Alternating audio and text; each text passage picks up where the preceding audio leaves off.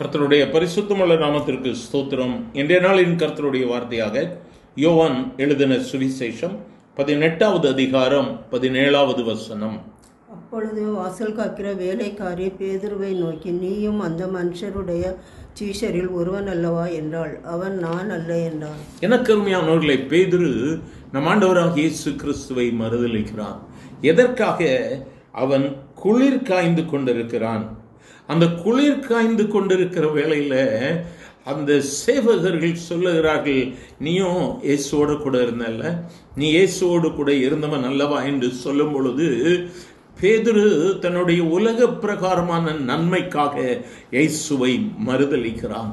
தன்னுடைய சிறிய வேளையின் சிற்றின்பத்திற்காக அல்லது தன்னுடைய சரீரம் குளிரை விட்டு வெப்பமாக வேண்டும் என்பதற்காக அவன் இயேசுவை மறுதலிக்கிறான். என்ன சொல்லுகிறான்? நான் அல்ல என்று சொல்லுகிறான்.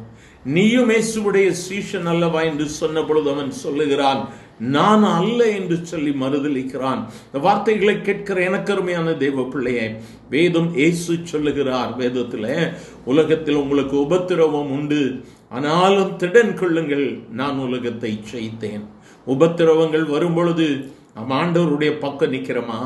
இயேசுடைய அருகில் நிற்கிறோமா? இல்லை கண்ணீர் போராட்டம், போதும் ஆண்டவரே, உங்க கூட நின்னது போது என்று சொல்லி நாம் விலகி சென்று கொண்டிருக்கிறோமா? இயேசு நம்மை பார்த்து கொண்டே இருக்கிறார். என் பிள்ளை என்னை மறுதலிப்பானா, என் பிள்ளை என்னை காட்டி கொடுத்து விடுவானோ என்று சொல்லி அவர் நம்மை பார்த்து கொண்டே இருக்கிறார்.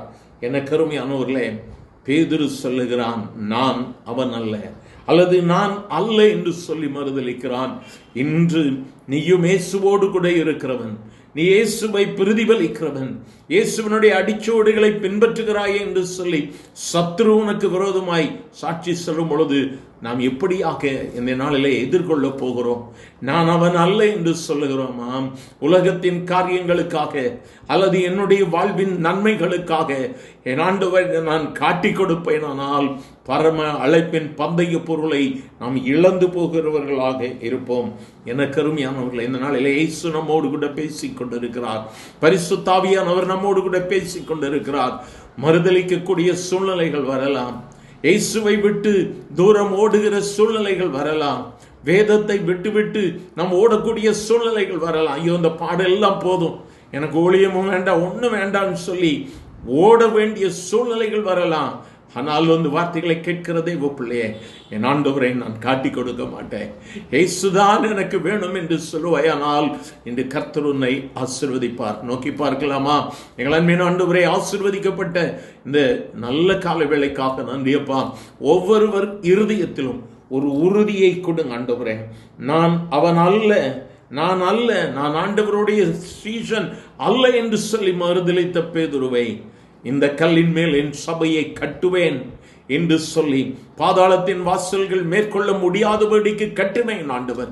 இந்த வார்த்தையை கேட்கிற ஒவ்வொருவரையும் அப்படியே எடுத்து நிறுத்தும். ஆசீர்வதியும். இயேசுவின் நாமத்தில் பிதாவே, ஆமென், ஆமென்.